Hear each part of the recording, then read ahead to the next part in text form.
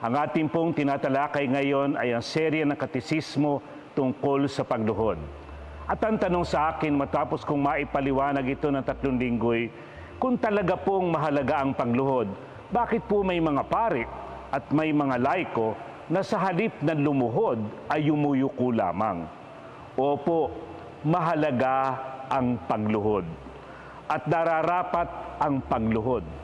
Gayunpaman, isinasalang-alang din po naman ng inang simbahan ang kalalagayang pisikal ng tao. Kaya po halimbawa, kung ang tao talaga'y hindi makaluluhod dahil may karamdaman sa tuhod, may sugat sa tuhod, o putol kaya ang paa, o ano pamang mga karamdaman na hindi siya talaga makaluluhod, ay sinasabi naman na maaari pong ipalit ang pagyuko ng magalang, profound bow. Ito po ang sinasabi ng General Instruction on the Roman Missal number 43, matapos sa itagubirin ang pagluhod, kung dahil sa katatayuan o kalalagayan o dahil sa kadahilanan ng kalusugan o kakulangan ng espasyo o dahil sa dami ng tao, yaong hindi makaluluhod ay dapat yumuko ng magalang kapag ang pari ay lumuhod o kinakailangang lumuhod ang tao, lalo na kung matapos ang konsagrasyon. Ito po ang ilang bahagi pa ng misa na mayroong mga pagluhod, sapagkat hindi lamang po ito sa panalangin Eukaristiko, kundi sa mga ilang pang bahaging itinakda. Una po, sa dakilang kapistahan ng pagbabalita ng anghel sa mahal na Birheng Maria at sa kapistahan ng kapanganakan ng Panginoon. Ayon sa bilin sa atin, kapag ipinagdiriwang natin ito, kapag atin ang dinarasal ang sumasampalataya, sa sandali ng nagkatawang tao siya sa pamamagitan ng Espiritu Santo, ang lahat ay luluhod, kahit isa man lang tuhod, upang alalahanin ang dakilang misteryong ito. Pangalawa, sa pagbasa ng pasyon ng Panginoon mula sa Ebanghelyo kapag po linggo ng palaspas. Dito ay ibinatagubirin din sa atin na matapos na pumanaw o yumao ang Panginoon o namatay ang Panginoon o katulad na paralita, titigil din tayo sumandali at tayo'y luluhod. Napakagandang paalala po ito sa atin ng misteryo ng pagliligtas ng Diyos. At ito nakakalimutan ng maraming ikatlo. Bago po tumanggap ng komunyon, kapag kayo'y tatanggap na nakatayo, ang sabi po ay dapat lumuhod muna ng kanang tuhod o kaya yumuko bago tumanggap ng komunyon. Ito po'y nakalagay sa GIRM number 160. Itinatagubilin din mismo sa pari o ministro na nagbibigay ng komunyon na hindi dapat tanggihan ang nagkukomunyon ng nakaluhod. Ito'y sinasabi sa atin ng General Instruction o the Roman Missal na sa bilang din na 106 na po. Ang pagluhod din ng kanang tuhod ay ginagawa tanda ng pagsamba sa harap sa Santissimo Sacramento. Gayon din po sa banal na krus sa Biyernes Santo. Matapos ang pagpaparangal sa banal na krus hanggang sa Bihilya ng Paskwa, ang tagubilin sa atin ng General Instruction on the Roman Missal 274 ay ang luluhuran sa sandaling ito ay ang banal na krus, kung saan ang misteryo ng pagliligtas ng Panginoon ay naganap sa pag-aalay ng kanyang buhay sa atin. Sa simula rin po ng rito ng Biyernes Santo, kapag ang pari ay dumapa sa altar, ang buong sambayanan ay inaanyayahan din na lumuhod ng 2 tuhod. Ito po ang mga pagluhod sa liturhiya na kabahagi ang mga laiko, at tungkol naman sa pagluhod ng pari at iba pang mga ministro tulad ng diakono o akolito, mas marami pa po ito dito at ito'y makikita natin sa ilang tagubilin din ng General Instruction on the Roman Missal. Hindi rin po natin tinalakay sa bahaging ito ang pagluhod kapag tayo ay nagdarasal ng nobena. Gayunpaman, ayon sa kaugalian, sa simula ng mga nobena kapag tayo humihingi ng tawad, dapat po ay tayo'y nakaluhod. Pangalaway, sa mga pagluhog sa mga nobena, ang bilin din po'y dapat tayo'y nakaluhod. Ang pagluhod ay pagluhog. Kaya sa mga nobenang ginagawa natin, ay tayo'y lumuluhod dito. At sa huli po'y huwag nating kalilimutan ang napakagandang kostumbre dito sa Bulacan. Hindi lamang po tao ang lumuluhod sa Bulacan, huwag ninyong kalilimutan, ang kalabaw din ay lumuluhod kapag pista ni San Isidro sa harap pagdaan sa simbahan.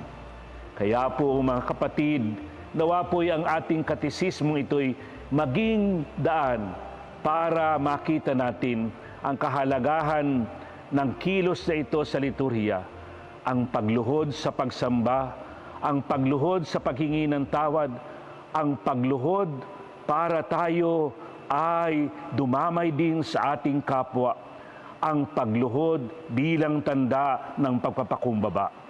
Ang lahat ng ito ay nakikita natin sa isang kilos lamang na kung minsay hindi natin nabibigyang halaga.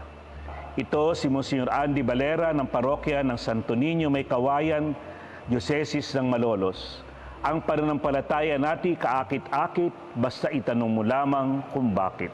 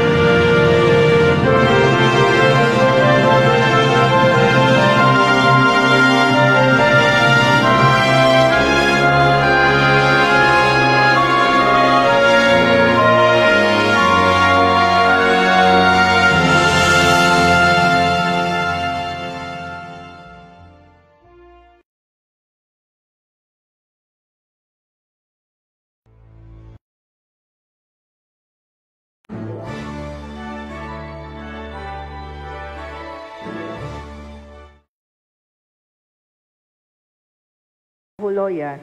Sila ay nakatakdang ikasal sa San Diego de Alcala Parish sa 19 ng Hulyo taong 2020. Si Ginoong Larky Al Laput na may edad na 35 taong gulang, kasalukuyang naninirahan sa number 50 Syracuse Street, Better Living, Parañaque City.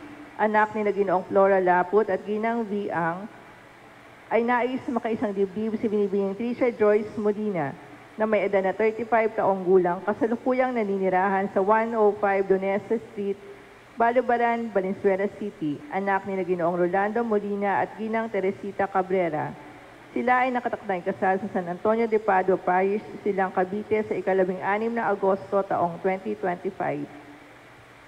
Si Ginoong Jonard Dale Guansing na may edad na 28 taong gulang, kasalukuyang naninirahan sa 28A Marcelo Street, Dalandanan, Valenzuela City, anak ni Ginoong Rodelio Guansing at Ginang Marerici Tamayo, ay nais makaisang dibdib si Binibining Shane Camille Tolentino na may edad na 31 taong gulang at kasalukuyang naninirahan sa 374F San Diego Street, Bente Reales, Valenzuela City, anak ni Ginoong Vidal Tolentino Jr. at Ginang Lolita Cantillon.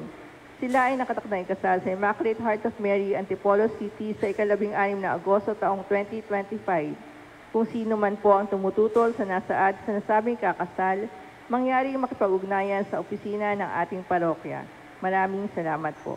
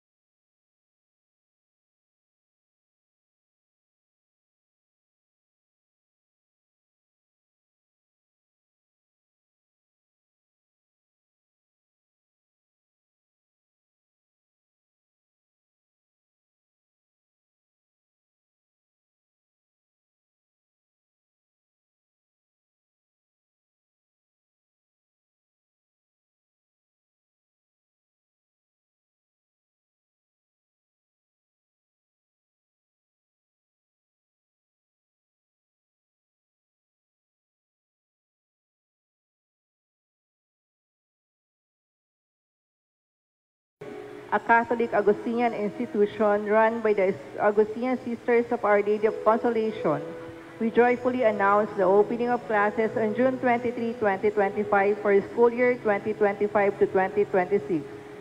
Rooted in the teachings of St. Augustine and guided by the Augustinian Sisters of Our Lady of Consolation, we remain committed to providing holistic, values-based education that nurtures both academic excellence and Christian character.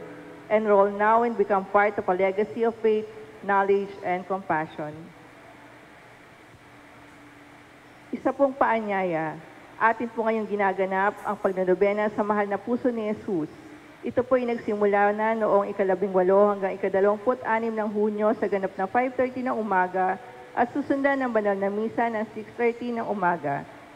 Sa ika-22 ng Hunyo, Linggo, ay ang Corpus Christi, ito po ay ngayon. Magkakaroon ng banal na oras sa ganap na ika-2 ng hapon at prosesyon dito sa patio ng ating parokya. Ang tapok na misa ay sa ganap na ika-4 ng hapon. Ipagpatuloy naman ang pagdarasal ng isang buwang pakikipag-ulayaw sa mahal na puso ni Jesus noong Mes de Hunyo hanggang sa ika-30 ng Hunyo. Ang lahat ay inayahang makiisa sa mga gawaing ito ng ating parokya. Maraming salamat po.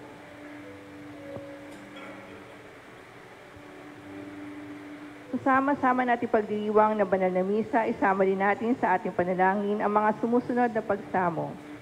Para sa pasalamat ni Anida de Jesus, Peter Paul Batasar, Raquel Legaspi, Elijah J. Legaspi, Gatbunton family, the Yuda family, Lucy Velarde and family, Lilian Castelo and family, Benilda Rizada and family, Meng Dizon and family, Senny Pineda and family, Christus Helbuna and family, Mela Dizor Micham and family, Greg and Abby Dizor and family, Linda Dizon Manalili and family, Imani family, Denido Dizor and family, Luis Dizor and family, Oscar Dizor and family, Remy Dizor Balunsat and family, Fidela Micham and family, Nancy Padrinao, Mr. and Mrs. Rowena and Antonio Namora Jr. and family, Ong family, Velasquez family, San Isidro Labrador Devotion Promotion Ministry.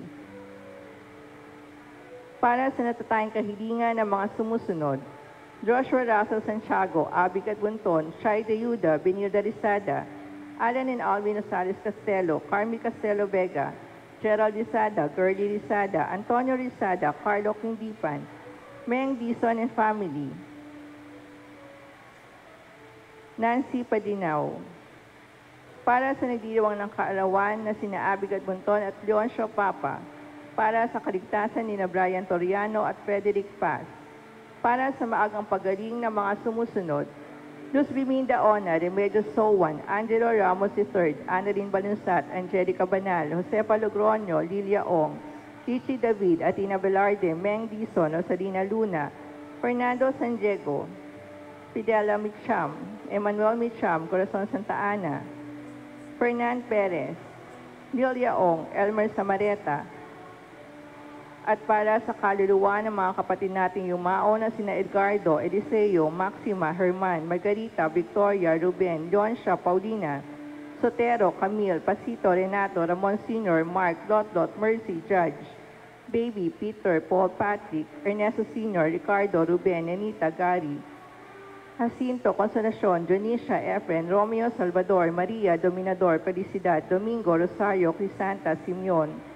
Honorato, Basilia, Guillermo, Moises, Pitang, Pipi, Victorio Sr., Clemencio, Joby, Leoncia, Corazon, Ranilo, Joby, Leoncion, Crescencia, Ranilo, Macaria, Ernesto, Ermelinda, Estelita, Gregorio, Angel, Teresita, Honorato, Basilio, Jose, Rodante, Claudio, Jose, Karina, Sabina, Seferin, Isidora, Alberto Sr., Andres Sr., Luciano, Aurea, Victoria, Tomas, Adrian, Rodi, Claudio, Rodante, Ramon, Hasmin, Lydia, Mariden, Doreta, Oscar, Clemencio, George, Josefina, Carmelita, Nomer, Joel Francis, Emerito, Rene, Marites, Marcelito, Mark Anthony, Richmond, Doriano, Ireneo, Cherby, Consolacion, Jesus, Rolando, Antonio Sr., Remillo, Remillo Jr., Francisco, Josefa, Fernando, Maria Irma, Kobe, Rosette, Romeo, Caridad, Lisa, Aina, Angelo, Angela, Totoy, Mirna, Elias, Luciano, Noel, Jacobe, Lucy, Macario, Esperanza, Marilu, Isidro, Esperanza, Jose Elpidra Felipe Margarita Juanito Calixto, Josefina Loreto Sosimo Veronica Leonida, Romeo Tomasa Arturo Lourdes Jonathan Manuel, Atanasio Iluminada Amado Sinaida Jaime Eleonor Josefina Milo Aguida, Mercy Corazon Romeo Mark Lawrence Leonor Alejandro Marta Eugenio Moises Elena Manuel Aniseta Esperanza, Maria Cecilia Francis Maria Inusaria Roman Gloria Abe Amelia Jana Belka Ernesto Emmanuel Emil Milagros Normelito Sr., Normelito Jr., Sita Norcy Richel, Emiliana Ricardo Herbert Asuncion Raquel Roque Sr. Estrella Stephen Anita Rosalina Soledad Alexander Sosimo Perla Felicidad Juan Gloria Lily Margarita Aurora Juno Alejandro Jr. Merdin Eduardo Emerson Hernani Erlinda Nathaniel Instituto Socorro Nestor Nino Alejo Priscilla Ruti Isagani Beatriz Pendalisa Cesar Madrid Margarita Jose Norberto Perdita Enrique Jacinto Guillermo Ricardo Sinaida Quirino Natividad Jose Hermogena Gregorio Emmanuel Martina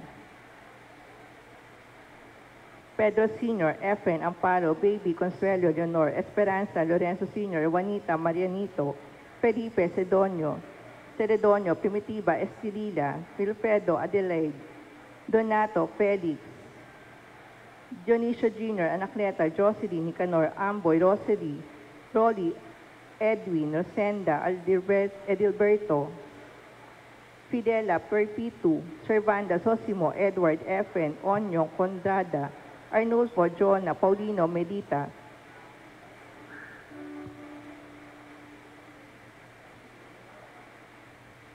At para sa lahat ng mga kaluluwa sa purgatorio, isama rin po natin ang kagalingan ni Lilian Sarabia, mga kaluluwa nila Perfecto, Felisa, Amando, Ernesto, Cyril, Violeta, Felicidad at Baby. Para sa nagdiriwang ng kaarawan na si Edgar Agustino, para sa kahilingan ni Linda Humacchio and family.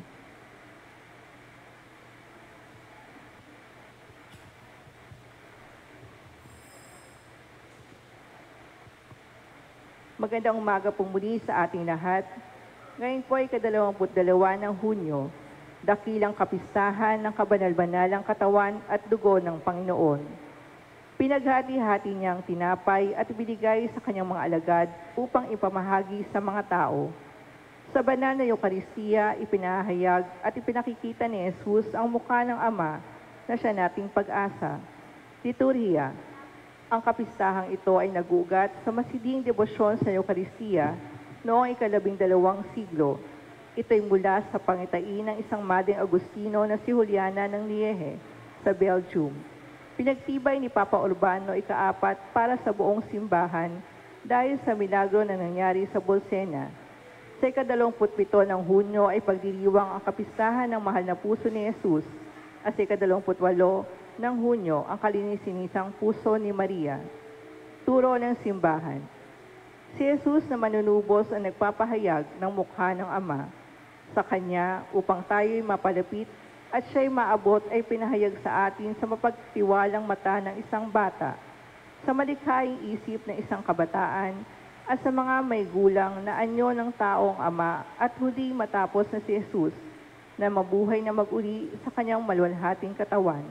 Ito ay ayon kay Papa Leon ika-14 sa kanyang humilya sa mga kardinal. Magsitayo po ang lahat bilang panimula sa ating banal na misa makiisa sa pambungad na awit.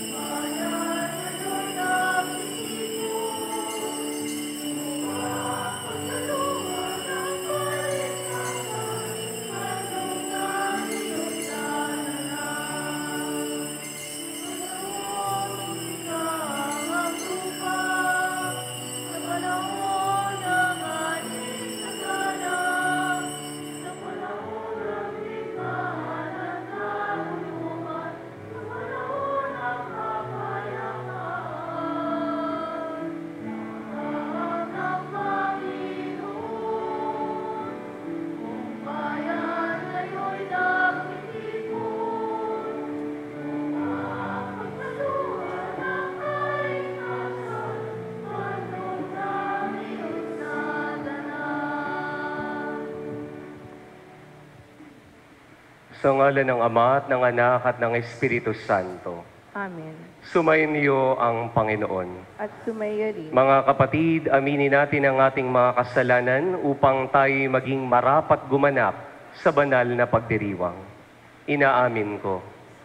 Makapangyarihang Diyos, at sa inyo mga kapatid, naluba akong nagkasala sa isip, sa salita at sa gawa, at sa aking pagkukulang. Kaya isinasamo ko sa mahal na Birheng Maria, sa lahat ng mga anghel at mga banal, at sa inyo mga kapatid, na ako'y panalangin sa Panginoon nating Diyos. Kaawaan tayo ng makapangyarihang Diyos, patawarin tayo sa ating mga kasalanan, at patnubayan tayo sa buhay na walang hanggan. Amen.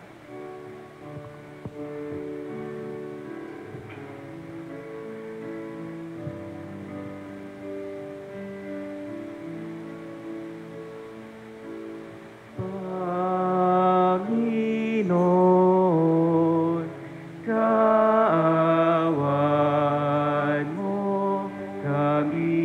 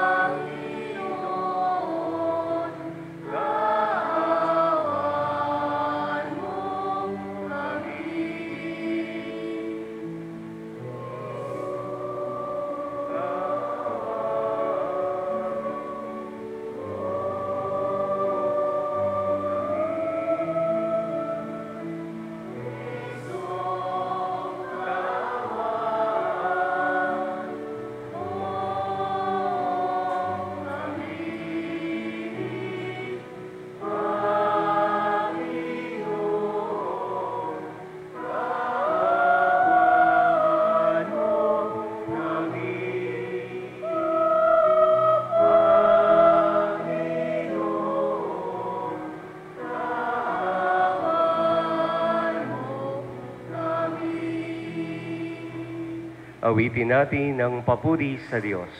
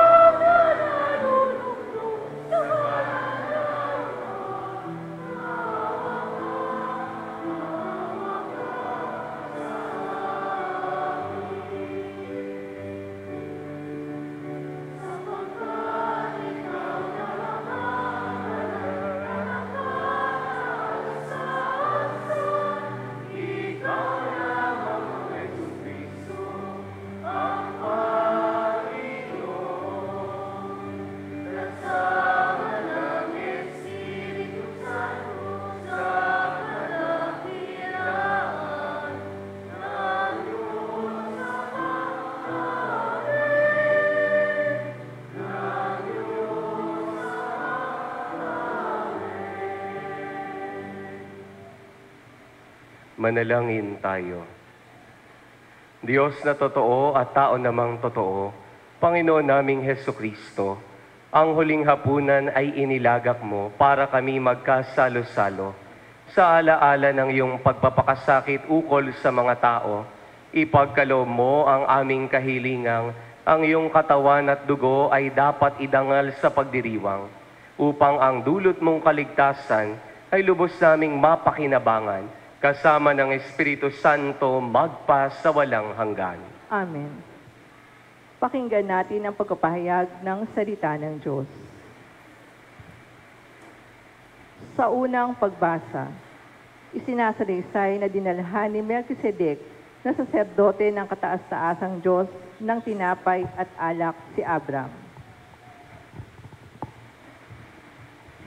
Ang salita ng Diyos mula sa aklat ng Henesis.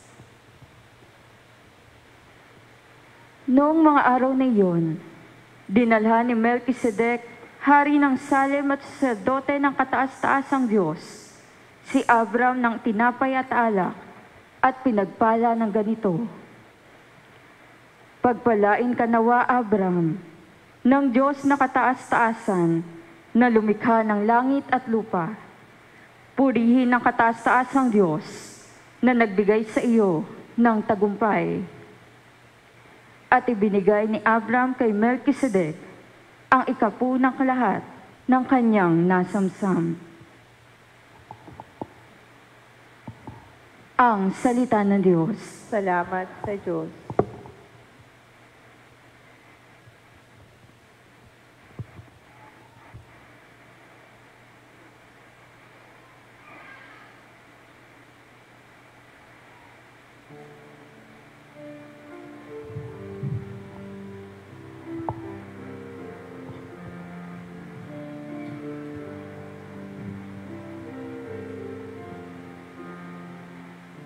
Ika'y pari, walang hanggan, katulad ni Melchizedek.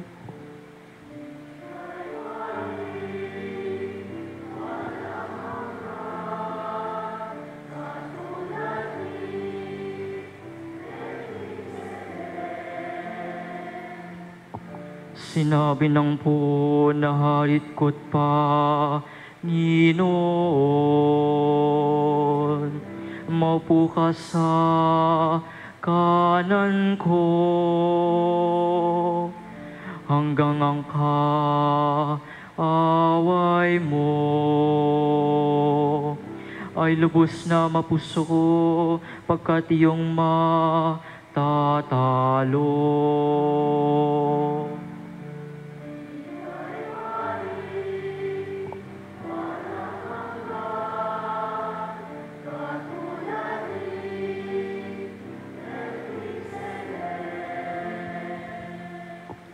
Magmula sa dakong Siyon ay palalawakin niya ang lupaing iyong sakop, at lahat ng kaaway mo'y sakupin at pagarian, gayon ang kaniyang utos.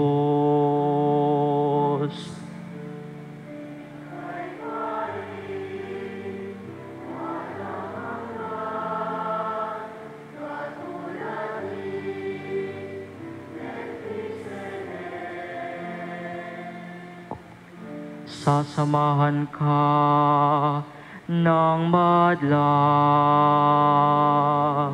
kung dumating ang panahong lusubin ka ng kaaway. Magmula sa mga bundok, lalabas at sasamahan ka ng mga kabataan.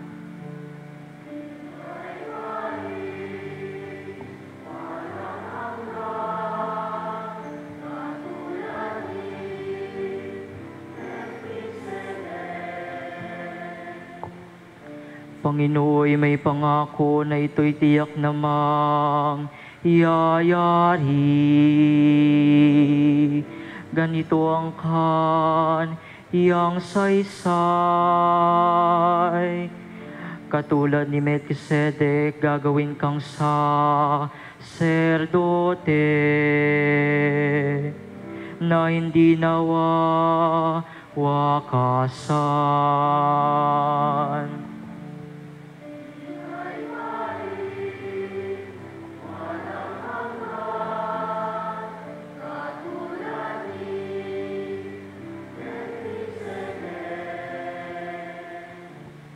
Ika'y paring walang hanggan, katulad ni Melchizedek.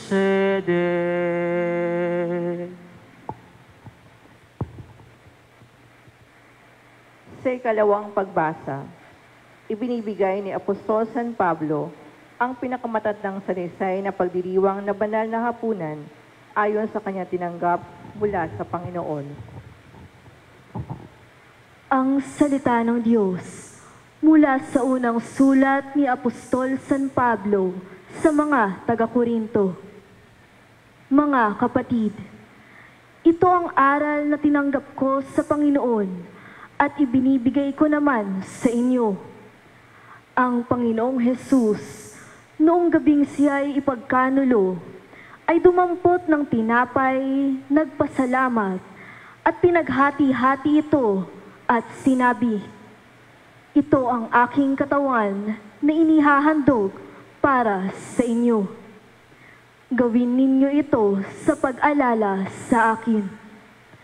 Gayon din naman matapos maghapunan, ay hinawakan niya ang kalis at sinabi, "Ang kalis na ito ang bagong tipan na pinagtitibay ng aking dugo.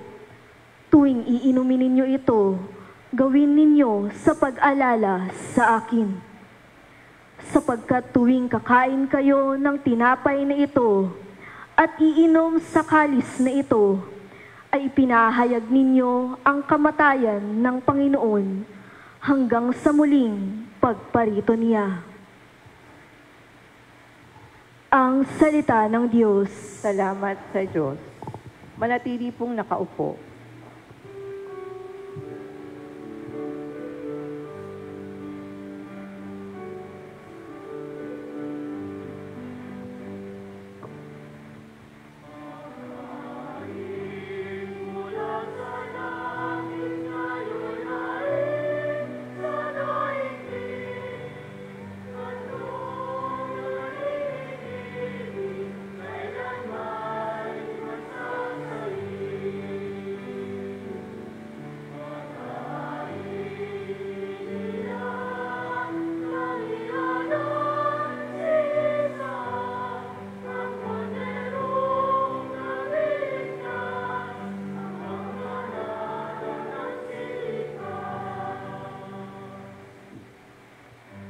Magsitayo po ang lahat.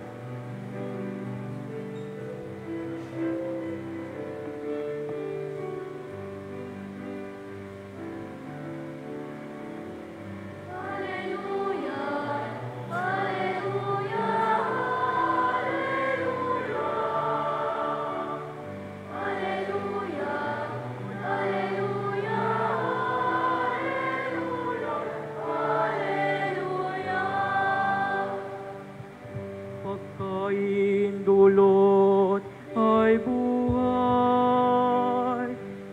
Si Jesus na po ang mahal. Buhay natin siya kailanman.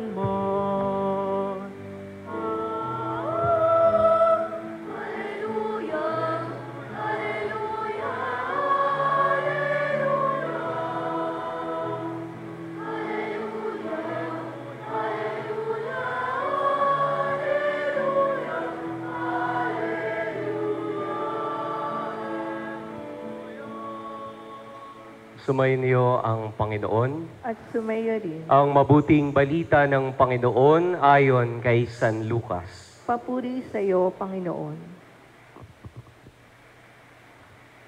Noong panahong iyon, nagsalita si Jesus sa mga tao tungkol sa paghahari ng Diyos at pinagaling niya ang mga may karamdaman. Nang dumilim na'y nilapitan siya ng 12 at sinabi sa kanya, "Paalisin na po ninyo ang mga tao nang makaparoon sila sa mga nayon sa kabukiran sa paligid upang humanap ng makakain at matutuluyan. Nasa isang ilang na lugar po tayo." Ngunit sinabi niya, "Kayo ang magbibigay sa kanila ng makakain." Sumagot sila, "Wala po tayo kundi 5 tinapay at 2 isda, kaya kailangang bumili kami ng pagkain para sa mga taong ito." May 5,000 lalaki ang naroon, ngunit sinabi niya sa kanyang mga alagad, "Paupuin ninyo sila ng pulo-pulutong na tigli 50. Gayon nga ang ginawa nila, pinaupo ang lahat. Kinuha ni Jesus ang 5 tinapay at 2 isda, tumingala sa langit at nagpasalamat sa Diyos.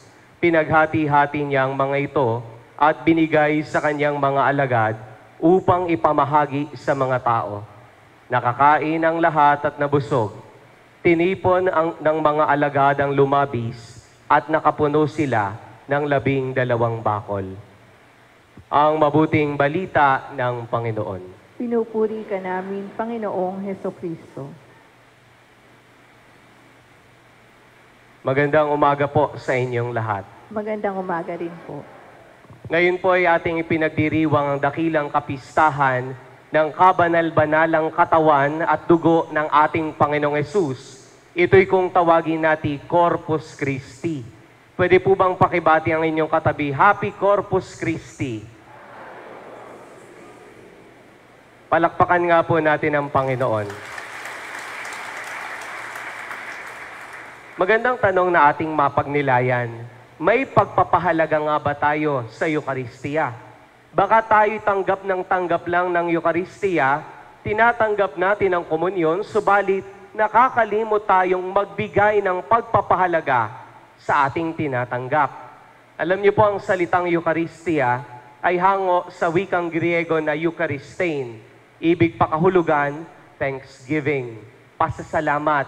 Na tayo po'y nagpapasalamat sapagkat inalay ng ating Panginoong Hesus ang kanyang sarili para sa ating lahat, para tayo'y maligtas.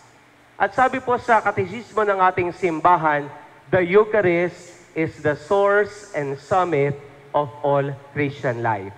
Ibig pong pakahulugan, wala tayo kung wala ang Eukaristiya. Kaya dapat po natin itong pahalagahan. Yes, we all know that food gives us physical nourishment. Ang pagkain, nagbibigay ng lakas sa ating pangangatawan. But we must also know that the Eucharist gives us spiritual nourishment. Na ang Eukaristiya, hindi lang katawan ang pinalalakas, bagkus pati rin ang ating espiritu. Kaya sana ipinapahalagahan natin ang Eukaristiya palagi. I want to tell a story. It happened way back many years ago noong nagkaroon ng Eucharistic miracle sa Belgium, kung saan ang isang Hudyo nagpanggap na isang Katoliko. Siya'y nagsimba. At pagkatapos magsimba, kinuha niya lahat ng nakonsagragang ostya, lahat ng nabasbasan. Kinuha niya, tinakbo at dinala sa kanilang templo. Nilatag niya sa sahig yung kanyang mga nakuha at kumuha siya ng patalim. Alam niyo po, nangyari pagkatapos, sa pagkakuha niya ng patalim, isa-isa niyang pinagsasaksak yung Eucharistiyang nakuha niya. At laking gulat niya, pagkatapos niyang gawin iyon, biglang nagdugo yung Eukaristiya. Nanginginig siya sa takot. Hindi niya alam kung ano ang gagawin niya, kaya siya'y nakonsensya. Isinuko niya ang lahat ng ito sa otoridad at siya'y nahuli at nadakip. Ano po ang pinapakita sa atin ito, mga minamahal na kapatid? Tunay nga ba na napapahalagahan natin ang ating tinatanggap? At papaano ba natin ito mapapahalagahan? Sa ating pagtanggap ng Eukaristiya, inihahanda ba nating lubusan ang ating sarili kapag tinanggap na natin ito? Baka kasi pagkatanggap mo ng Eukaristiya, Pagkatanggap mo ng banal na komunyon, babalik ka sa dati mong gawi, sa dati mong pagiging makasalanan. Pagkatanggap mo ng komunyon, babalik ka sa pagiging palamura. Pagkatanggap mo ng komunyon, babalik ka sa pagiging sugarol. Pagkatanggap mo ng komunyon, babalik ka sa pagiging lasinggero. Na sana, kapag tinanggap natin ang komunyon, ito'y magdudulot ng pagbabago sa atin. Tandaan natin, hindi lang po basta-bastang tinapay ang tinatanggap natin. Ito'y si Kristo. At kapag tinanggap natin si Kristo, dapat magdulot ng pagbabago sa buhay natin. Huwag na tayong babalik sa pagkakasala. Yakapin natin ang pagsunod sa Diyos. Alam niyo po, ang sabi po ng paborito kong santo, si Carlo Acutis, when we face the sun, we get tans. But when we face the Eucharist in front of the Blessed Sacrament, we become saints. Tunay nga naman, mga minamahal na kapatid, ito po ang hamon para sa bawat isa sa atin. Kung gusto nating maging santo, kung gusto nating makapasok sa langit, sa kaharian ng Diyos, magbago tayo ng buhay. At kung gusto nating magbago ng buhay, mas ilapit natin ang ating sarili sa Eucharistia. Ito po ang hamon para sa bawat isa sa atin. Uulitin ko ang tanong, pinapahalagahan nga ba natin ang Eucharistiyang ating tinatanggap? Amen. Tatayo po ang lahat. Pahayag natin ang sumasampalataya. Sumasampalataya ako Sa Diyos amang makapangyarihan sa lahat, na may gawa ng langit at lupa. Sumasampalataya naman ako kay Jesucristong isang anak ng Diyos, Panginoon nating lahat. Nagkatawang tao siya lalang ng Espiritu Santo, ipinanganak ni Santa Mariang Birhen, pinagpakasakit ni Poncio Pilato, ipinako sa krus na matay ni Libing, nanaog sa kinaroroonan ng mga yumao, nang may 3 araw na buhay na maguli, umakyat sa langit, naluklok sa kanan ng Diyos sa mga makapangyarihan sa lahat. Doon magmumula at paririto at tukom sa nangabuhay at nangamatay na tao. Sumasampalataya naman ako sa Diyos Espiritu Santo, sa banal na simbahang katolika, sa kasamahan ng mga banal, sa kapatawaran ng mga kasalanan, sa pagkabuhay na maguli na nangamatay na tao, at sa buhay na walang hanggan. Amen. Mga kapatid, manalangin tayo sa Panginoong Hesus upang makaisa niya tayo sa pagtugon sa pangangailangan at kagutuman ng kapwa. Ating pong isamo, Panginoon, dinggin ang aming panalangin. Panginoon, dinggin ang aming panalangin. Para sa simbahang nagugutom, sa tunay na diwa ng pamayanan, upang tumulong ang lahat sa pagtatatag ng isang sambayanang nagkakaisa, sa kabila ng pagkakaiba, dumalangin tayo sa Panginoon. Panginoon, dinggin ang aming panalangin. Para sa mga Kristiyanong pinaghihiwalay dahil sa iba't ibang paniniwala kay Kristo, subalit nagugutom sa pagkakaisa at pagsasalo sa iisang hapag, upang makamit nila ang kanilang minimithi, dumalangin tayo sa Panginoon. Panginoon, dinggin ang aming panalangin. Para sa mga nagugutom sa paggalang sa kanilang karapatan, upang makamit nila ang makatarungang bahagi ng yaman ng daigdig, dumalangin tayo sa Panginoon. Panginoon, dinggin ang aming panalangin. Para sa mga nagugutom sa kalayaan at kapayapaan, upang patuloy silang umasa sa kabutihan at kapangyarihan ng Diyos, dumalangin tayo sa Panginoon. Panginoon, dinggin ang aming panalangin. Para sa mga nagugutom sa tunay na kamanlalakbay, upang ituring nilang si Kristo ay lagi nilang kasama, dumalangin tayo sa Panginoon. Panginoon, dinggin ang aming panalangin. Para sa mga yumao, na tinanggap si Jesus, ang tinapay ng buhay, upang makamit nila ang kapayapaang walang hanggan, dumalangin tayo sa Panginoon. Panginoon, dinggin ang aming panalangin. Panginoong Jesucristo, tugunin mo ng iyong pag-ibig ang aming kagutuman at magdulot ito ng aming pagkakaisa sa pag-asa sa iyong pamamagitan kasama ng Espiritu Santo magpa sa walang hanggan. Amen.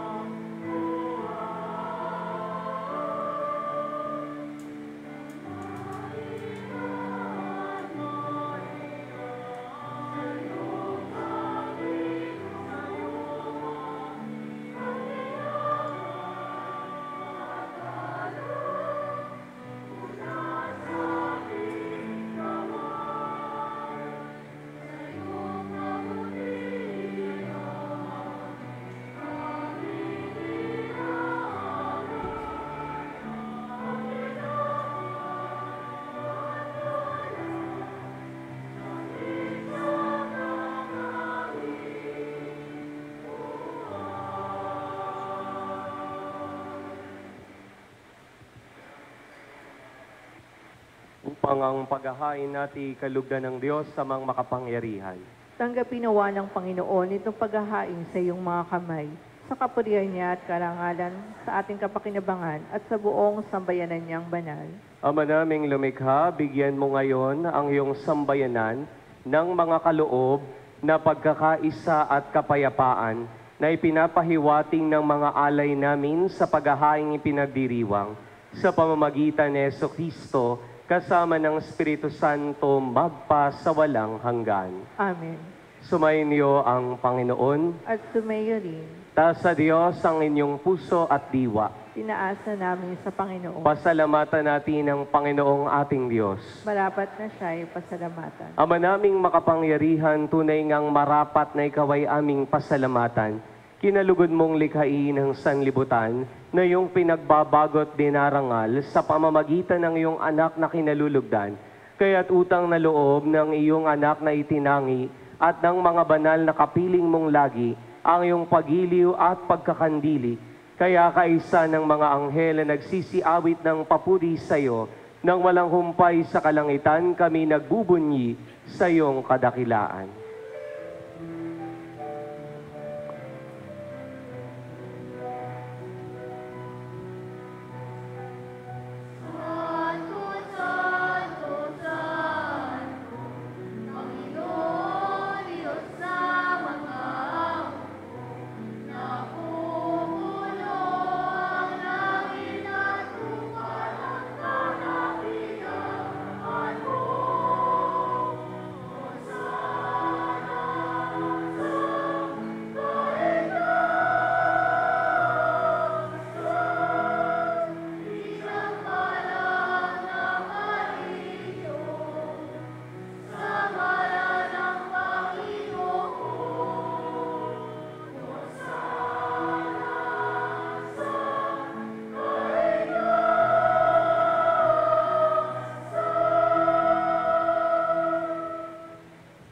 Ama naming banal, ikaw ang bukal ng tanang kabanalan, kaya't sa pamamagitan ng iyong Espiritu, gawin mong banal ang mga kaloob na ito upang para sa amin maging katawan at dugo ng aming Panginoong Hesukristo.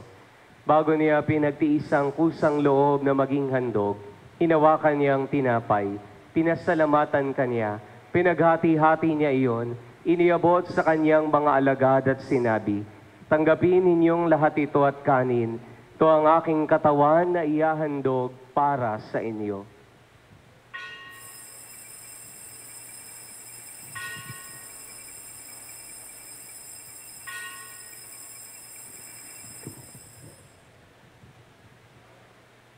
Gayon din naman nung matapos ang hapunan, hinawakan niya ang kalis. Uli kanyang pinasalamatan. Iniabot niya ang kalis sa kanyang mga alagad at sinabi, "Tanggapin ninyong lahat ito at inumin.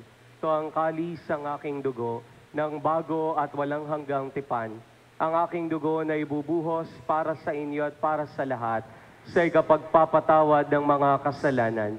Gawin ninyo ito sa pag-alaala sa akin."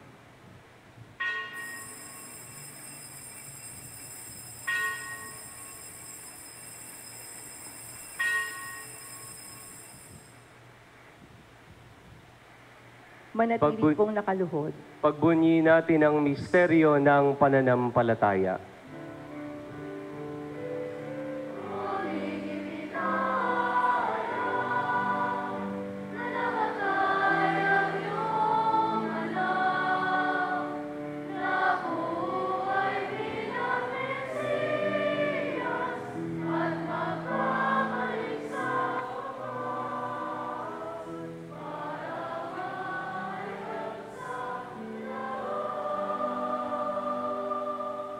Ama, ginagawa namin ngayon ang pag-alaala sa pagkamatay at muling pagkabuhay ng iyong anak. Kaya tiniyalay namin sa iyo ang tinapay na nagbibigay buhay at ang kalis na nagkakaloob ng kaligtasan. Kami nagpapasalamat dahil kami iyong minarapat na tumayo sa harap mo para maglingkod sa iyo. Sinasamo namin kaming magsalo-salo sa katawan at dugo ni Kristo ay mabuklod sa pagkakaisa sa pamamagitan ng Espiritu Santo. Amalingapin mo ang iyong simbahang laganap sa buong daigdig. Puspusin mo kami sa pag-ibig. Kaisa ni Leo na aming Papa, ni Dennis na aming Obispo at ng Tanang Kaparian. Alalahanin mo rin ang mga kapatid naming nahimlay nang may pag-asang sila'y muling mabubuhay. Kaya hindi ng lahat ng mga pumanaw. Kawan mo sila at patuloyin sa iyong kaliwanagan. Kawan mo at paging dapating kaming lahat na makasalo sa iyong buhay na walang wakas. Kaisa ng mahal na Birheng Maria na Ina ng Diyos, ang kaniyang kabiyak ng puso si San Jose, kaisa ng mga apostol at lahat ng mga banal na namuhay dito sa daigdig ng kalugod-lugod sa iyo, may pagdiwang nawa namin ang pagpupuri at sa ikararangal mo sa pamamagitan ng iyong anak na aming Panginoong Hesukristo. Sa pamamagitan ni Kristo, kasama niya at sa Kaniya, ang lahat ng parangal at papuri ay sa iyo, Diyos amang makapangyarihan, kasama ng Espiritu Santo, magpa sa walang hanggan.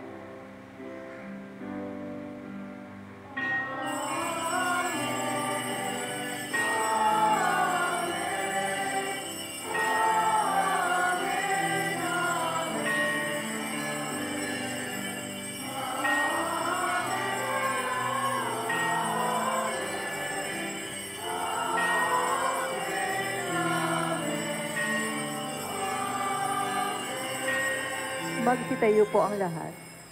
Sa tagubilin po ng mga nakagagaling na utos sa turo ni Jesus sa Panginoon natin at Diyos, pahayag natin ang may lakas loob ang panalangin itinuro sa atin ng Panginoon.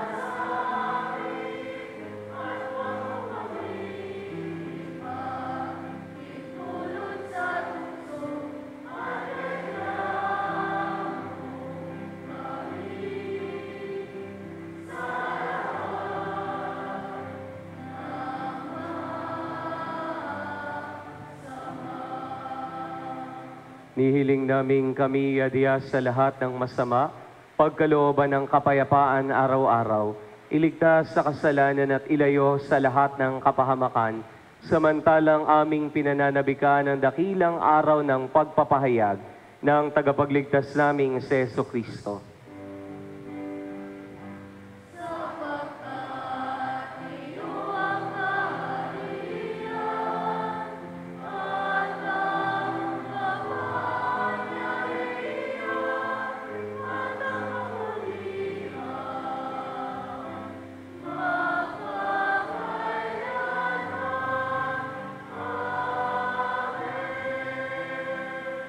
Panginoong Jesucristo, sinabi mo sa iyong mga apostol, kapayapaan ang iniiwan ko sa inyo.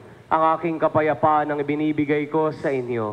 Tunghayan mo ang aming pananampalataya at huwag ang aming mga pagkakasala. Pagkalooban mo kami ng kapayapaan at pagkakaisa ayon sa iyong kalooban, kasama ng Espiritu Santo magpa sa walang hanggan. Amen. Ang kapayapaan ng Panginoon ay laging sumainyo. At sumayo Magbigayan nawa kayo ng kapayapaan sa isa't isa. Peace be with you.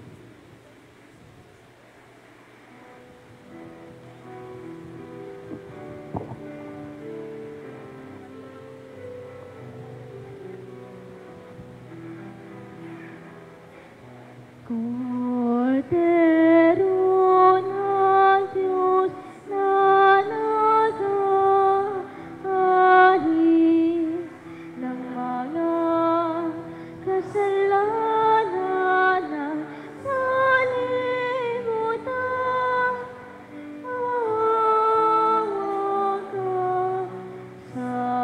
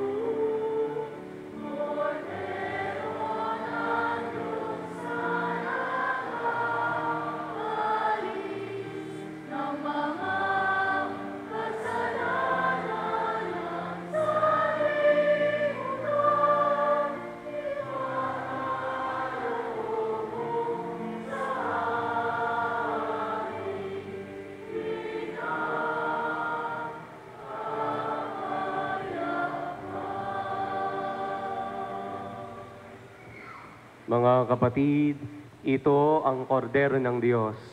Ito ang nag-aalis sa mga kasalanan ng sanlibutan. Mapapalad tayong inaanyayahan sa kanyang banal na piging.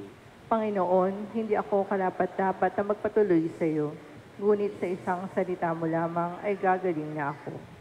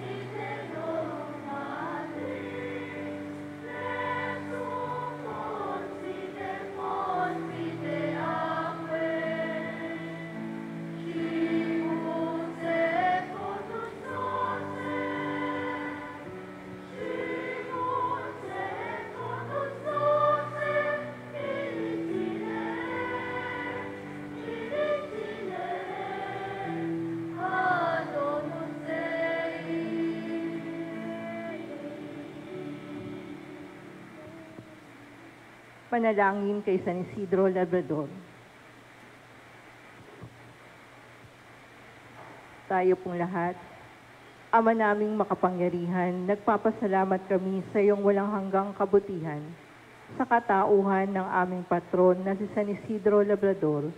Siya ang aming halimbawa sa buhay kabanalan at tapat na paglilingkod sa iyo.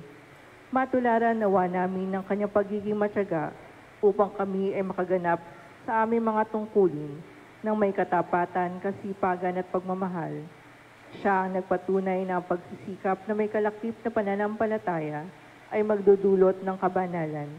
Ama naming mapagmahal, tinataas namin sa iyo ang aming pamayanan at parokya na aming ipinaampon sa pamamatnubay at pagkalinga ng aming patron na si San Isidro Labrador.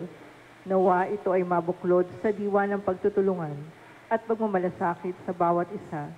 Magkaroon ginawa kami ng maalab at dalisay na pagmamahal sa banal na misa upang kami ay mahubog sa buhay kabanalan para sa kadadakila ng iyong ngalan. Sa tulong ng iyong biyaya at sa panalangin ng aming patron na si San Isidro Labrador, nakikiusap kami na pagkalooban mo ng taimtim na pag-ibig sa iyo upang patuloy kami na magsikap na isabuhay ang aral ng aming pananampalataya ng may malinis na kalooban at matiwasay na pamumuhay sa araw-araw. Hinihiling namin ito sa ngalan ni Jesucristo, na nabubuhay at naghaharing kasama mo at ang Espiritu Santo, magpasawalang hanggan. Amen. San Isidro Labrador, magsitayo po ang lahat. Manalangin tayo. Panginoong Jesucristo, hinihiling namin kami gawin mong makasalo ng lubusan sa bunga ng banal na pakikinabang sa iyong buhay na idinudulot sa piging ng paghahain ng iyong katawat dugong banal, kasama ng Espiritu Santo magpa sa walang hanggan. Amen. Sumainyo ang Panginoon At sumayo rin. at pagpalain nawa kayo ng makapangyarihang Diyos, Ama at Anak at ng Espiritu Santo. Amen. Tapos na ang ating pagdiriwang, humayo kayo sa kapayapaan ni Jesucristo. Salamat sa Diyos. Purihin natin ang Panginoon.